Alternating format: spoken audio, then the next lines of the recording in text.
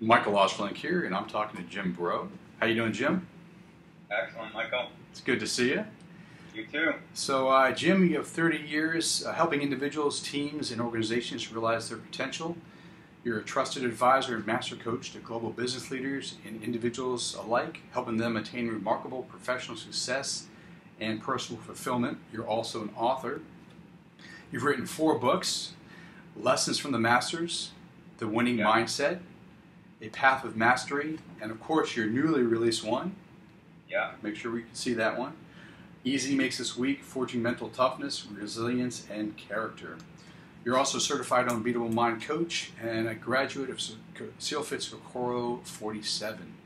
And you've also done a lot of training in various martial arts, which we'll get into, yoga, meditation, and a former powerlifting champion. Yeah, back in the day. Yeah, man. Wow. You've done a lot in your 25 years of being on the planet. Yeah, that's right. I know. Amazing. That's awesome. So, obviously, a prolific writer, 4 books. That's awesome. Coach, KOKORO graduate. Before we kind of jump into what you're doing now and how all the lessons you've learned are now expressing themselves professionally, personally, et cetera, why don't we kind of step back and take us on a journey of Jim Brault and what led you down the path of personal mastery? Yeah, thanks. So first, thanks for having me on the show. Yeah, man. Yeah. So, I was always interested in potential. Back when I think I was 16 or so, I took a psychology class. I was so intrigued by what people could do and the potential. And so, I started studying that. I went to undergrad for psychology and went in sort of the behavioral psychology and some therapy in a state mental institution. And then, but I kind of looked at, well, what's the positive aspect of that? And so I went to graduate school for human resources because I thought, what a great way to help people, individuals and teams and organizations realize their potential. So I got my master's there and went off and worked in a company and found that it wasn't quite as easy to do what I thought. So I kind of had the entrepreneurial bug, and I started this other company, but then I started a franchise with Tony Robbins back in the early 90s, and I learned I think it was kind of my PhD in positive psychology, and learned a lot from him. Then I actually got into a sales and marketing organization or a consulting company. I worked for a yoga teacher and meditation teacher, so I learned that. And then back in '83, after my college wrestling career ended, I started martial arts. So I learned that. So I was always intrigued. So I did powerlifting, strength and conditioning, qigong, different martial arts, meditation, yoga, and all the things that I learned from the HR side, organizational behavior, organization development, and coaching. Let me ask you, just to kind of do a deeper dive into some of the meditation, yoga, and martial art trainings that you've done over the many years, because it's pretty deep and intense. So I started out in, remember that show Kung Fu? Oh, of course. Right? I watch it every Saturday, man. Yeah, so that's what I thought martial arts was. And I started in Taekwondo with the Olympic coach. Just happened to be in Binghamton. And he was a great instructor. Pretty much all we did was spar. I mean, we just sparred. And so there wasn't any meditative aspects of it, no visualization, nothing like the TV show, amazing. But it was kind of a sport. And it was an okay sport. I didn't like it as much as wrestling, but so I did that for, about 10 years. Then I studied Ishinryu karate for a while. I studied Iaido. Then in '90, I went to a seminar, got exposed to Wing Chun, Muay Thai, Jeet Kune Do, and Jiu-Jitsu. And so I studied and Kali, a little bit of Kali. So I studied various, elements of those for a while, but Wing Chun was the one I just fell in love with because it was an internal art but had the external aspects of it. And so that's my first and third book included my experiences with Francis Baum. And just phenomenal instructor and person, and really some of the stuff he can do is amazing. Like one time, like he can move people without touching them. People think it's just phony or whatever. But one time we were in Rome, I was at a seminar, and he said, "Put out your hand." So I just put out my hand. I had no idea what he was doing. And he just looked at me, and my middle finger, my right hand, moved sideways, back and forth. So I can't even physically move it that fast. It's just so, I'm like, what the heck? It wasn't like I knew what he was doing and I was going along with it. He just has that ability. And so I'm like, all right, this guy's different. This guy's different. Yeah. And so he kind of really focused on the power of your mind and your heart, really. You know, I remember one time he said, don't try to control people, connect. And it was like a light switch went off. Because I'm like, well, you're trying to control them, you're trying to beat them. He said, no, connect. Meanwhile, I mean, the guy works with SWAT teams and Fort Benning Rangers, and he will, he's a killer, but it's that love and that connection that gives him the power. So so I've studied with him for close to 30 years now. Nice. Yeah, and even some of that we do for our training. Once people get to green sashes, I'm an instructor. People have to do a testing in Muay Thai and a testing on the ground too. So different, so side mount, rear mount, front mount, because we're like, you know what? Yeah, you might go down to the ground, or you may want to have an appreciation of a martial art like Muay Thai. I mean, those guys kick hard, right? And so you're humble, and you have to be in really good condition to do Muay Thai. And in Jiu-Jitsu, you have to relax and use your leverage and use just little shifts. So it's good to be humble and train in different arts and have different ideas. Because in the past, you know, instructors would be, if you leave the school, you study another art, you're gone. But that's not how he views it, and he's, you know, very open. Nice. Yeah, and then, you know, yoga and meditation, I'd always want that power of the mind. And again, just really gifted teachers, amazing stuff that they can do. You're also certified in Kundalini yoga. Yeah. Which is definitely a unique branch of yoga. Kundalini yoga, as I was taught, was for the busy person. You know, at least as it was taught to me then. They said Hatha yoga, which is very popular, was for people who had, you know, more time. Kundalini yoga was really to raise that Kundalini energy very quickly, much more quickly. So it's very rigorous. If you've seen it, I mean, it's a lot of breathing, breath of fire. There's a lot of movement. There's not much like of holding a pose like you might see in Hatha or Yin yoga, where you're holding it for a long time. It's very dynamic. It's almost plyometric. Big in the Sikh community, so it's really interesting to get that cultural aspect and to see how, you know, different people in different religions view things. Yeah, it's something that you and I should probably talk off online, because one of my mentors is like a 45-year scholar of Kundalini yoga.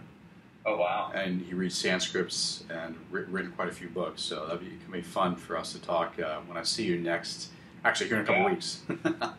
In San Diego, so that'd be cool. All right, so... You know, there's so many things like yoga, like Nadi yoga, and even the sound and where you put your tongue and how things resonate, and it's really amazing. Some of the scientific aspects, like they'll have a kriya or kind of set series of movements and breathing and whatnot, and they'll say, well, this works on reducing anger, or this works on whatnot, and then they do PET scans, and they'll say, well, this part of the brain controls or influences anger. And then, so thousands of years ago, they knew this, and now medical science or neuroscience is showing that it's accurate, which is, you know, kind of mind-boggling and amazing. Yeah, no, it is. The modern science is proving ancient wisdom and all these amazing inner practices. So you're growing up. You're through your story. You're now an adult. But let me kind of go back into when you're a teenager, young adult. You have this interest, from what I hear you saying, in terms of inner development. And you're doing a lot of interesting reading and work and personal work. Today, 2018, it's much more normal in our culture. It's not completely enculturated, but it's more normal in our culture to do yoga, maybe some meditation, and recognizing that there is subjectivity that can be worked on. You're in your mid-50s? Yeah. So, yeah. So when you were in your 20s, 30 years ago, there's a little woo-woo stuff going on. How were you received by your friends and family and people around you doing all this kind of inner work? That's a good question. Let's see. So, I think that they probably saw me as a seeker that's, I was never quite satisfied. It's always, learning, which was good, but I think I was a bit unsettled. I'd see people that were just happy. They, get drunk on the weekends. They hated their jobs and would complain. And I was just like, you know what? I don't want to do that. I think there's more. So I just, I always liked to work out hard, but so did other people. But I always thought of that mental aspect I thought that was the key to unlock it. I didn't really understand the heart aspect. I thought it was all mental, like mental toughness or mental, ability to focus. And there's certainly that element. And I didn't really get that heart connection. That was certainly there in yoga, but I don't think I was really ready yet. And I like it, but it was kind of not totally my thing. And in Wing Chun, especially, it's a very violent art in one way. It's just street fighting. It's like take someone out quick, 3 seconds, boom. But the way Francis Fong teaches it, it's that connection. And I opened more. Okay. But it really wasn't until Kokoro and a SEAL FIT training, which is the last thing you probably ever associate with heart-centeredness, that it, I think, really broke open. And again, it's the last thing people would think. But that's what did it for me. And I think a lot of things led up to it, but I didn't get that opening until I remember exactly. It was on the beach. Well, actually, that's a great segue, because you, in your new book, Easy Makes Us Weak, Forging Mental Toughness, Resilience, and Character, you actually walk through your experiences of Kokoro 47. Yeah. And I got to tell you, I'm amazingly impressed with your memory, the details of your conversations you had, what you were thinking, your humor. You're like I'm reading this going, man, you're pretty funny, dude. The conversations you're having both in your own head and with some of your boat crews is really good. Before we kind of jump into Kokoro, I'm just kind of curious, how did you remember such details of what you experienced in the conversations and your inner conversations that you could write a whole book about it? Yeah. I don't know why. I think I'm probably an auditory learner. I remember conversations. Okay. And I guess even all my books were just notes. I would take notes and journal, and I just remember things. And so there's a theme to all four of them. I learned this, and I thought, other people have these same issues, these same struggles. Why don't I help people? Because if I'm learning it, why not help somebody else? And most people say they like my style of writing is very informal, it's very conversational. So they're like, oh, it's like I'm having a conversation with you, you're telling me a story. Yep. And a lot of, actually, 3 of the 4 books are my conversations, mostly, with, a certain teacher or other people. This one is really sort of the interactions of the event and then my training for it. Because I think that if people want to do Kokoro or a SEALFIT event or some type of crucible or whatever, even if they don't want to do that, we're going to be hit with crucibles. We're going to be hit with challenges. And so might as well be prepared for them and go after them versus them come to us. Right on. And, you know, any of that, it's all stress, right? So whether you're doing log PT or you're not sleeping for 50 hours or you're getting blasted in the hose with, or in the face with a hose or getting yelled at or whatever, right? You thought you were going to run 6 miles and they say, hey, let's keep going. But all those things are things that happen, you know, in another way.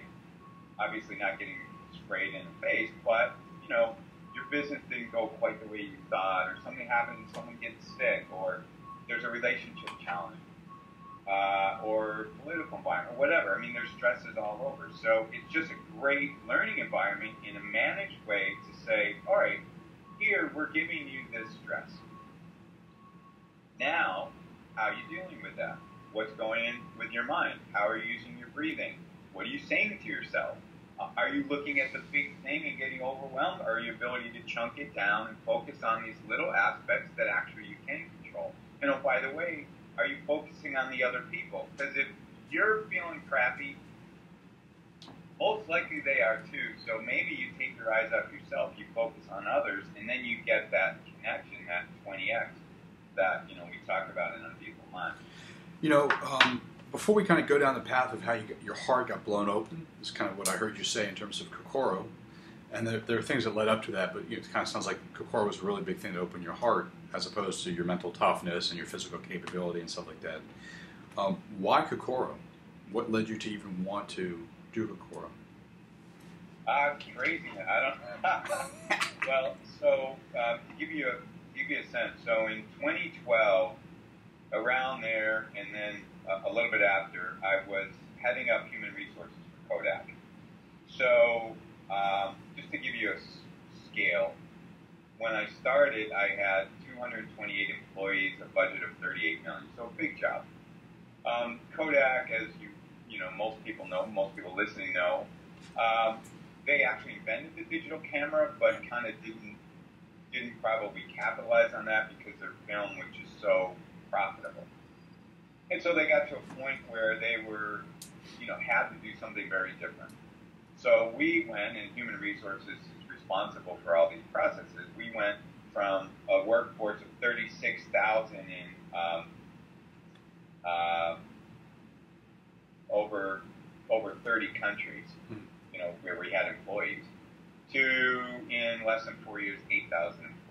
So huge, you know, reductions. I had to lay off people that were my employees, my friends, and, you know, and at one point in the city that I live in, Rochester, New York, there were 65,000 people that worked for Kodak back in the mid 80s. So, and generations worked for the company. So most people were super loyal to the company, but during that time, people were angry, they were sad, they were afraid, they were depressed. I mean, the whole range of emotions, and people were streaming out the door. And it was very difficult for me. I mean, I'm trying to be, you know, motivate people, trying to get people to stay. Meanwhile, my mind's going, I don't know where this is going. And I felt a tremendous responsibility for not only the company, but the employees in the community. You lay off that many people, you just don't find jobs that quickly. And so I was bringing that home with me. I was kind of late 40s, and I had worked out every day since I was 12, and I just had really low energy. And so to fast forward, I saw Mark Devine on computer, and he was talking about this Unbeatable Mind program, and I thought, all right, this guy's a Navy SEAL commander. Yeah, physically tough, mentally tough, but he probably knows how to navigate and lead people in very turbulent times. So I took the Unbeatable Mind program, and I thought it was great. I went out, and they have this summit every year that I went to, the first one. It was like 36 degrees out. In the tents? Yeah, in the tents. Yeah, I'm like, this is California. Colder than New York. Yeah. So, you know, I went to it, and I remember sitting down with him, and And we were talking. He said, "Oh, you should do Kokoro. You'd get a lot out of it." I noticed he didn't say I'd like it. And so I said, "Yeah, I'll have to take you up on that." Sort of in my mind, thinking it'd be a good thing, but never really had a plan. And then I took a job in the UK, in Cambridge, heading up HR for a company, and we did some self-assessments for leadership and then 360 assessments. And what we found was the resilience, which was one of our competencies, was not very high. Emotional intelligence wasn't very high. Ability to lead during turbulent times and develop people wasn't very high. And this winning mindset. So, and we had like 2 other things, but those were the top 5 where we scored, our leaders scored really low. And so I went back through all the material that I'd amassed and had, exposure to for over 30 years. And I said, for some of it, this Unbeatable Mind curriculum is the best I've ever seen. And so I started putting that together, and I re-familiarized myself with Unbeatable Mind. And then I came back to Kokoro, and I don't know why. I was like, that'd be something to do. So I was going to take it in 2018, but I had some board things that got in the way. And then they opened up a program in July of 2017. And I'd been doing the SEAL FIT Operator Watch for a while, and I'm like, yeah, let's go. So I started ramping up my training big time. And because I was over there by myself, I didn't have, my wife, no dogs, no kids, no yard. So I worked and trained. So it was, perfect for me because it gave me something to do on the nights and weekends. Nice. Nice. So yeah, it's a good question. There was something that I just thought, this is going to be the hardest thing I've ever done. And what will that make of me to train that way? And how I thought it would galvanize in me those characteristics that I wanted to be able to help other people with. So it's not just like, martial arts people go, well, the guy does this and you do this. It's like, okay, but have you ever been in a fight, And so there's sort of people who've done it and people who talk about it. And I thought, no, I want to be able to walk the talk. I want to be able to, with no hesitation, go, this works.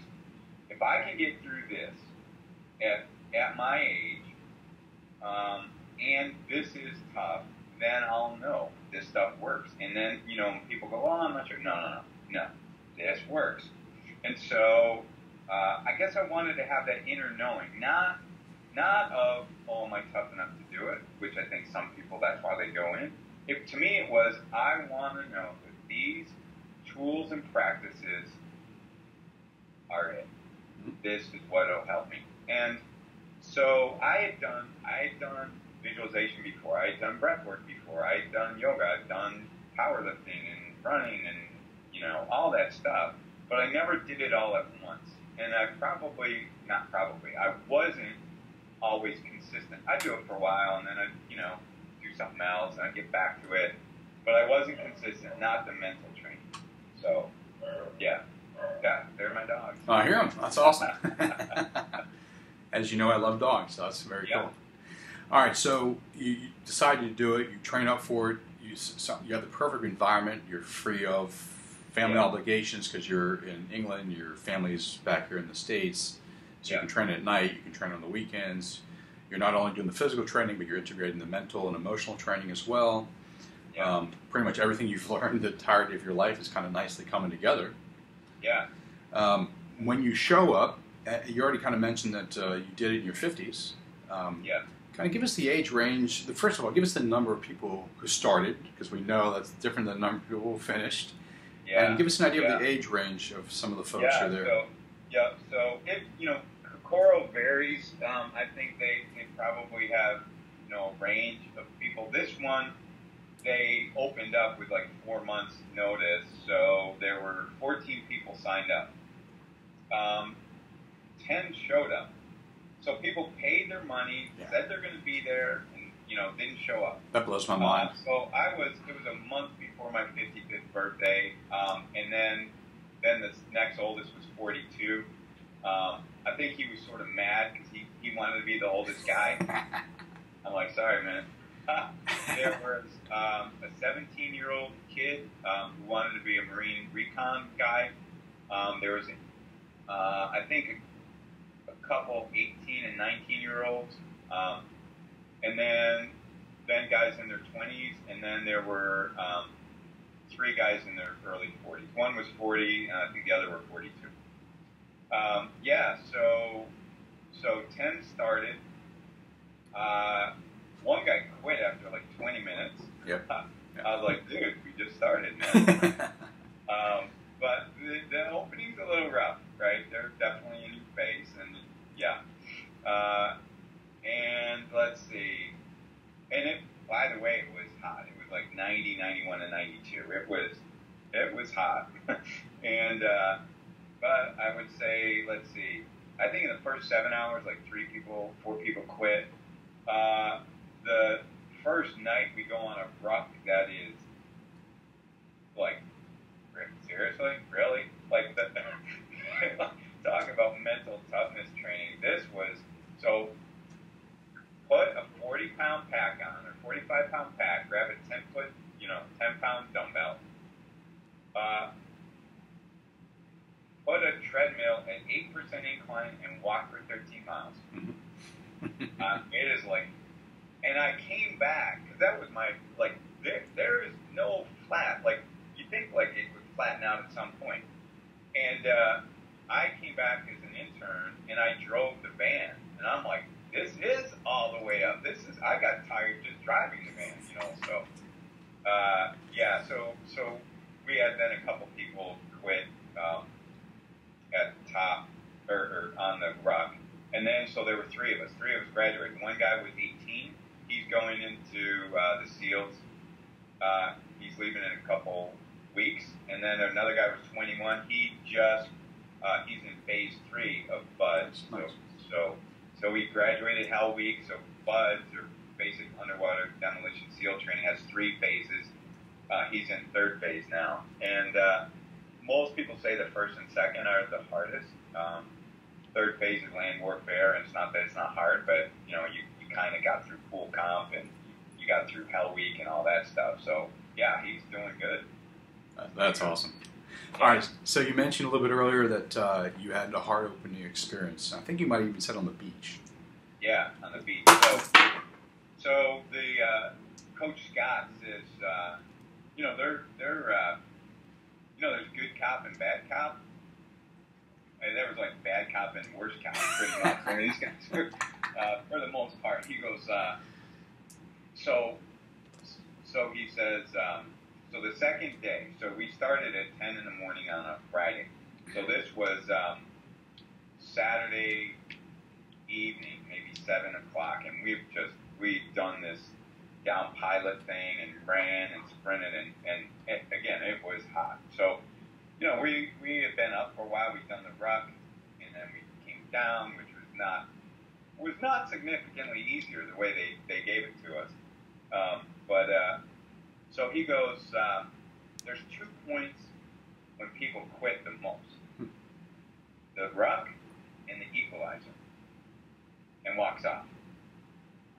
So I pretty much thought the equalizer was the water, surf torture kind of stuff. And so there were some interns there, so we were getting our, packs and MREs and drinks and stuff. And I said, any advice? And this guy had been super encouraging and not overly talkative, because they really can't be, but like, hey guys, good job. He was the balance, right? And he just had like a blank look on his face. He goes, keep together. I'm like, okay. So I'm like, I thought he was going to like, oh, you got this, no problem. He's like, keep it going. So they drive us. So first of all, we do a bunch of, they get us soaking wet, and then they put the air conditioner on. So we're just cold. We're chattering. And then it dropped down to about 60 at night. And high 50, 60, and the water is about 60. So not ice cold, but, you're in and out. You get a little, you feel it. So we get there, and they're having us do stuff on the beach, and then you run in, you do surf, you get in the surf, and then you got to go out, you roll in the sand, as you get sugar cookies, do stuff. And then then they had these sandbags, and it was late, and I was tired, and they go, form a Mercedes symbol. And I'm in the UK, I see Mercedes and Audis all the time. For the life of me, I'm picturing the Audi with the 5 rings, and I can't figure it out, and they're like, then they get like, oh, okay, fine. So they have us, passing these sandbags around, over our heads, which was not great, because the sand, goes right in my eye. And you know how you get sand in one eye, and you can't really see. So they get some saline and fix that up. Then we were doing, leapfrogs and all this stuff. So I'm there, leapfrog, and I'm waiting for this guy, and like an idiot, I turn my head to look where he is, and he gouges me in my other eye. So the one eye I had the sand drop in, the other one he gouges me, which also had sand. So I go to the coach, I'm like, I'm alright, but I got gouging. Guy goes, your other eye? I said, yeah, exactly. He goes, you're fine. I'm like, yeah, okay, if it was, I don't know what he, if it was hanging out, maybe, but, so, we have been doing surf torture, so where you got to hold each other, and the water goes over you, and you try to time it. I thought it was actually kind of relaxing because we weren't getting yelled at, but some people just are petrified of it. So I'm like, hey man, I'm hanging out. It's not that cold, and it's a beautiful night. But so now I can't really see, and so we do. Skull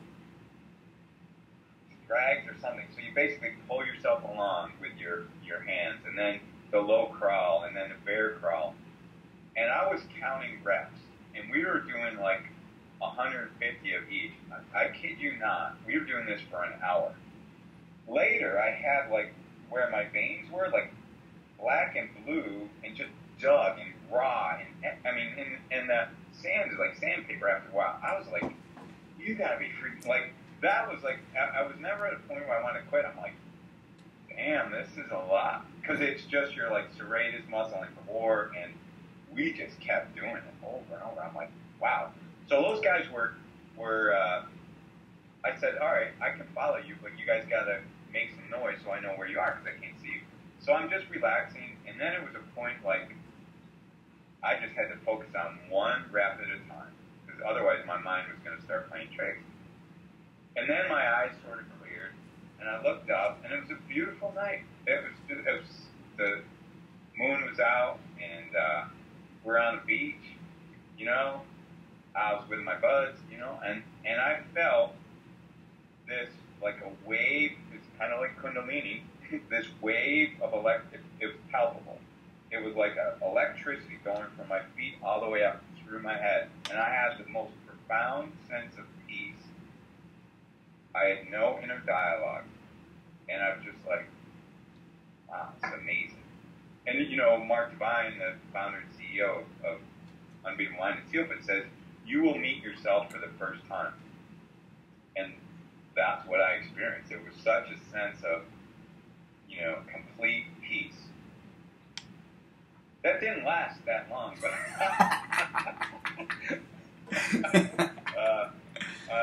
but it's easy to get back to.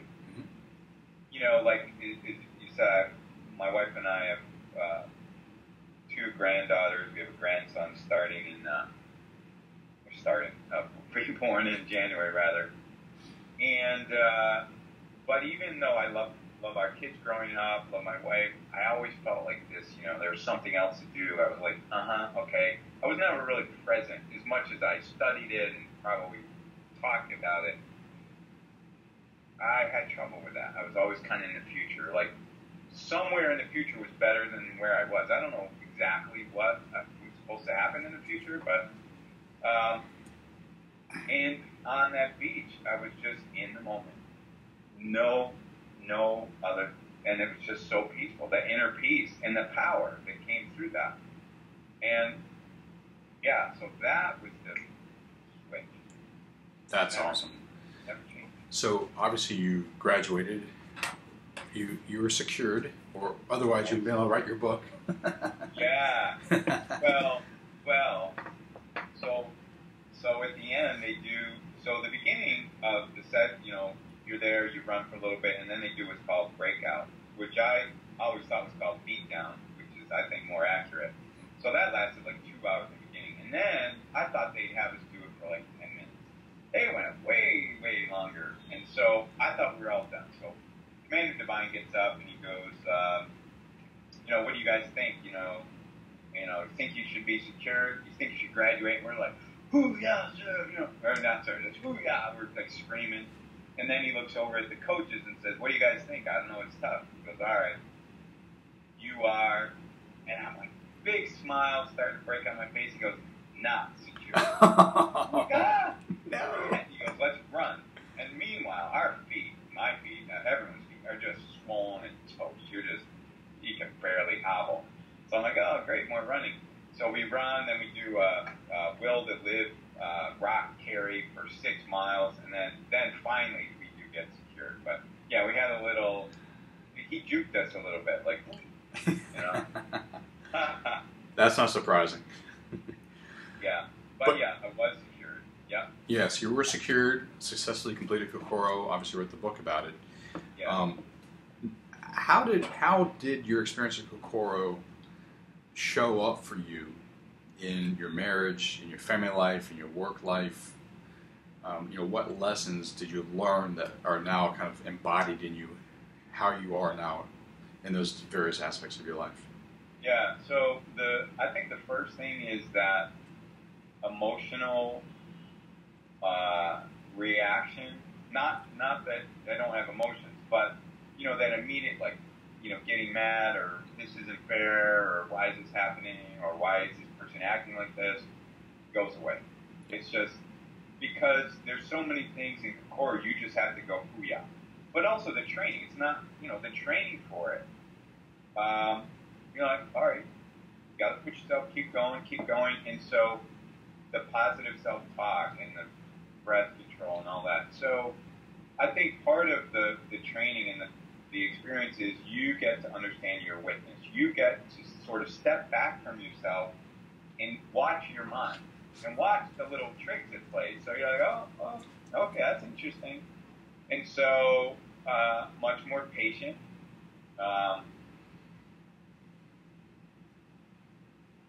Joyful. Part of the training is that I did, and most is just being grateful, right? Grateful that you have the physical ability to do that, that you have the mental fortitude, that you have people that support you, that allow you to train and encourage you. I said to my wife I said to my wife Jessie, who lets me train as much as I want. Which is awesome. But I think much more present and in the moment, in that, and I think more easygoing in a way, but way more focused in a way too. It's like, yeah, no problem. And a lot, like an inner knowing. I guess it's kind of confidence, but it's a knowing. It's just, you got this. And because you train to do anything, you never know what's going to happen. So you're relaxed. You're like, we got this, no matter what it is. And so that shows up in difficult times in work. Other people shut down, or they go in their office, or they lash out or get mad. It's like, all right, what do we need to do? Right. And then, but in relationships, I think it's being present and being more joyful. Yeah. That's awesome. Yeah. You're also an Unbeatable Mind Coach. Yeah. So how has Kokoro experience, as well as your training to become a Unbeatable Mind Coach, showing up in your coaching itself? So I think the presence, again, is just being there with someone else. And so when you're present, your mind's not going 100 miles an hour. You're there for the other person. So you're paying attention to what they say, but also how they're saying it, the stories, the background of obviousness, their group, their body language, so their tone of voice. And so you're not, and I'm not trying to go to the next thing, or what should I say, or how should I do, or how am I doing. That internal dialogue really isn't there. And so that presence is there. Then the other part of the coaching is helping people understand the Unbeatable Mind operating system. So kind of like, with a computer, you download these practices and tools. And so, as I mentioned before, if I know for a fact, without a doubt, these things work in the most difficult times, then I'm congruent when I recommend these. Like, I don't really know. No. Yeah. Right? So, yeah. And why is it important to go across all 5 mountains of the physical, mental, emotional, intuitional, and that kokoro, or heart, mind, spirit, is because just doing one, I've done that.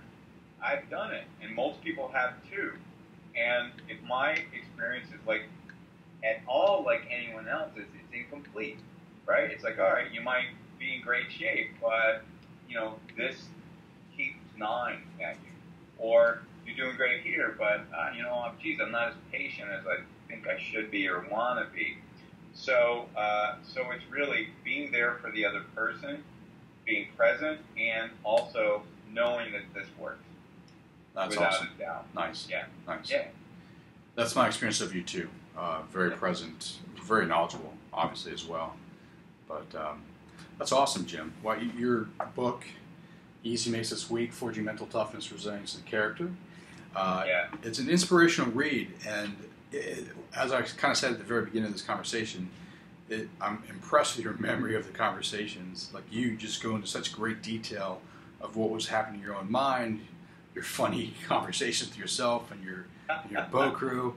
You have a great sense of humor. I think from my reading of your book, like, part of your sense of humor kind of got you through some of the more tough times during the Kokoro camp.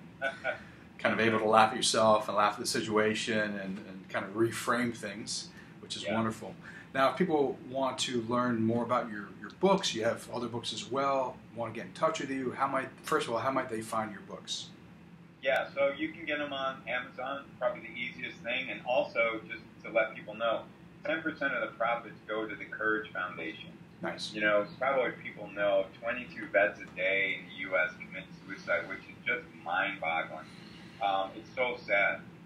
And so the Courage Foundation has programs to help vets suffering from post-traumatic stress with hands-on, long-term help to feel a sense of purpose, to feel a sense of mission and tribe and community.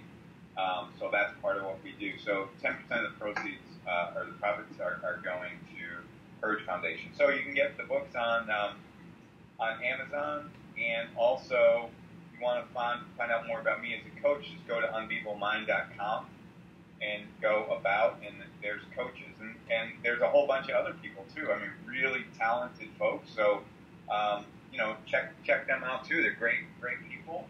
And if we can be of help for you.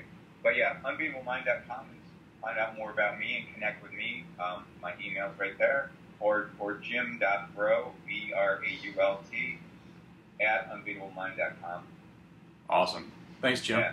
Great to talk to you, man. Well, I appreciate it, Michael.